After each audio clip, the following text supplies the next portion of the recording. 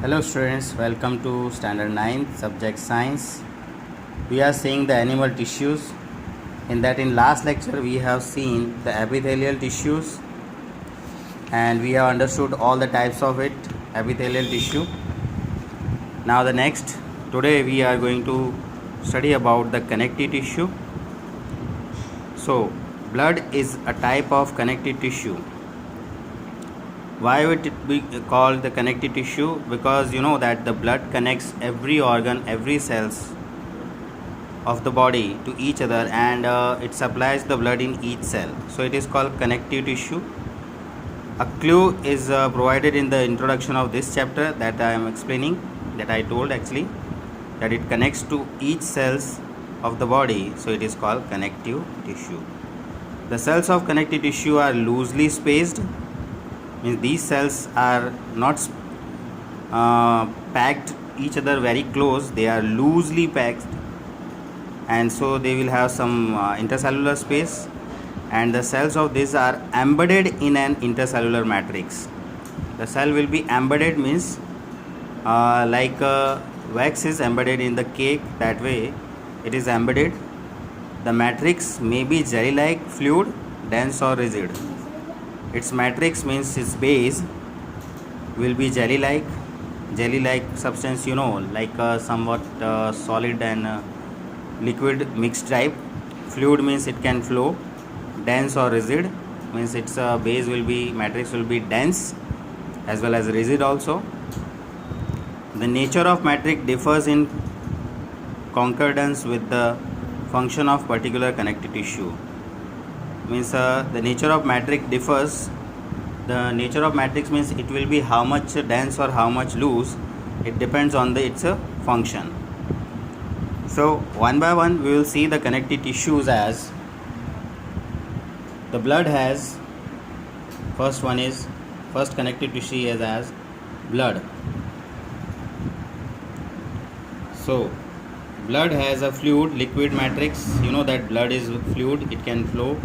So it is having fluid or liquid matrix called plasma. Its all liquid part in blood is called plasma, in that plasma, red blood corpuscles, that is called RBCs in short, white blood corpuscles, they are called WBCs in short, and platelets are suspended. In that liquid part, that is in plasma, we have three types of corpuscles.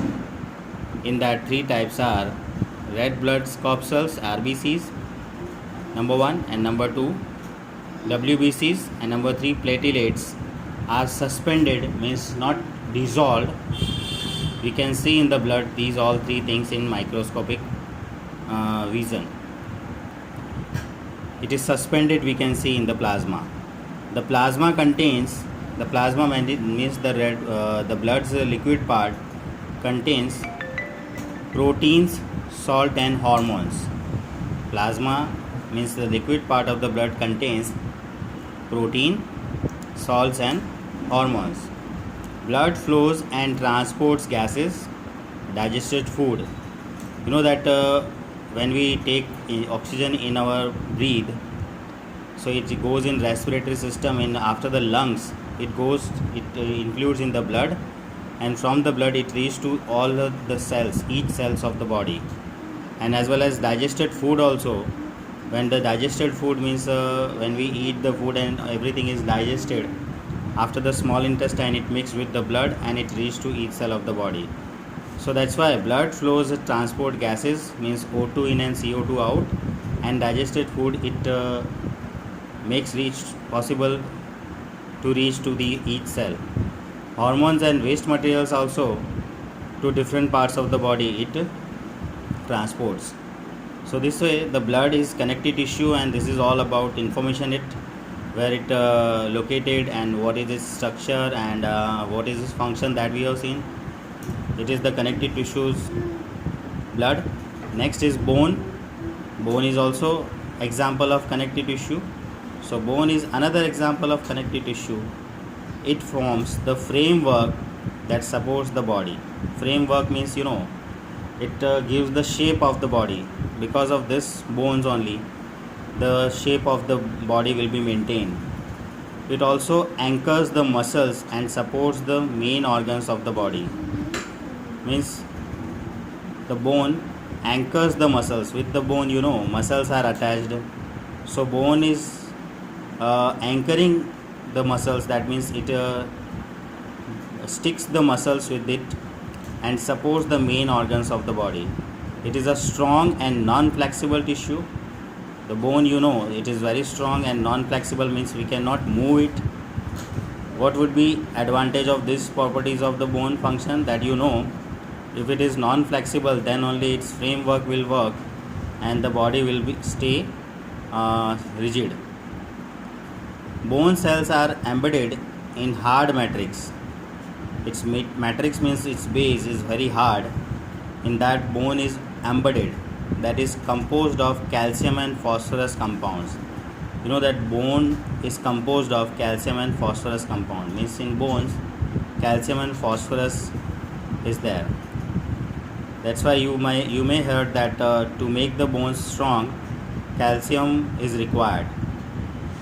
Now, third number example of connective tissue is ligament. What is this ligament? Let's see. Two bones can be connected to each other by another type of connective tissue called ligaments. When the two bones are connected to each other, that material is called ligament. That is also connective tissue because it connects the two bones. Two bones where they are connected each other. Like you can take the example of finger. Like here the bone is there and here also bone is there, but between that something is there which is connecting both the bones. It is called ligament. So ligament connects the two bones. This tissue is very elastic. Why it is? You can understand that it can move and come back to its position. So it is elastic. It is called elastic. Next is having considerable strength also. Ligaments contains very little matrix. Its matrix means its base is very less and connect bones with the bones. It connects two bones and between that the ligaments are there. And next is tendons. In that only comes tendons are that connects the muscles to the bones. That the bones inside the bone and on that muscles are there. So on that bone the muscles are sticked. So who will connect the muscles and the bone? Tendons. Tendons connect the muscles to the bones, are another type of connective tissue. So ligament connects two bones and tendons connects the bones and muscles. Tendons are fibrous tissue with great strength but limited flexibility. Tendons having very much strength but its flexibility is limited. We can move this muscles which is on the bone, very little flexibility is there, not so much we can change its shape. So this way, in third type of connective tissue we have seen ligament as well as tendons. Ligament connects two bones and tendons connects the muscles to the bones. Fourth number of the connective tissue is cartilage. Another type of connective tissue is cartilage. Has widely spaced cells. Its cells are having so much space between them. The solid matrix is composed of proteins and sugars.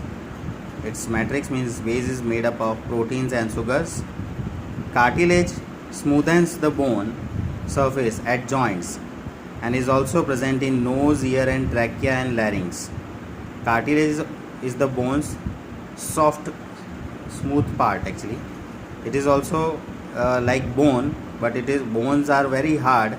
They are not flexible, but the cartilage are very smooth. Smoothens the bone. Its bones are very smooth. Then on the nose, the bones are very smooth, which can some movable also. Ear also. In that also, particularly pinna, you can move your pinna of the ear, and it is flexible. So it is smooth bone, and it is called cartilage. Trachea and larynx also. In that also, the cartilage is present. We can fold the cartilage of the ears. We can fold the cartilage of the ear, that is pinna you can fold, but we cannot bend the bones in our arms. because they are bones, hard. So arms cannot be bent, but the ears bone, that is cartilage, can be folded. Think of how the two tissues are different. So two tissues, that is bones and cartilage, are different because bones are not flexible and cartilage are flexible. The fifth connective tissue is areolar connective tissue, and it is found the skin and the muscle. You know that upper layer of our body is skin, and on below that skin the muscles is there. So who will connect the muscles and the skin? The muscles and skin are connected due to which type of tissue? It is areolar tissue. Areolar also connective tissue, and it connects the skin and muscles around the blood vessels and nerves, and in the bone marrow also this type of tissue is present. So areolar tissue connects the skin and muscles around blood vessels and nerve, and in bone marrow. Bone marrow means where the blood is produced. It fills the space inside the organs. Inside the organs, if there is space, it is filled with the areolar connective tissue and supports the internal organs and helps in repair of tissue. So it helps to repair the tissue. Sixth type of connective tissue is the fat storing tissue. That is where are the fats are stored in our body? Fat storing adipose tissue. This tissue is called adipose. So adipose tissue, what is its function? To store the fat, and it is found below the skin, where the fat is stored below the skin, right, and between the internal organs. The cells of this tissue are filled with the fat globules. Globules means it can change its shape. Storage of fats also lets it act as an insulator. Insulator means how much the storage of the fat will be, that much insulator will become. Means it will not felt so much cool from the outside. It will felt that some warmth temperature in this type of having fats. So this way we have seen the connective tissue in detail, in which all the types of connective tissue, that is first number blood we have understood, second number bone we understood, third number ligament we have seen, in that also tendon also we have seen, fourth number cartilage we have seen, fifth number areolar tissue we have seen, and sixth number adipose tissue. All the connective tissue and its types in detail.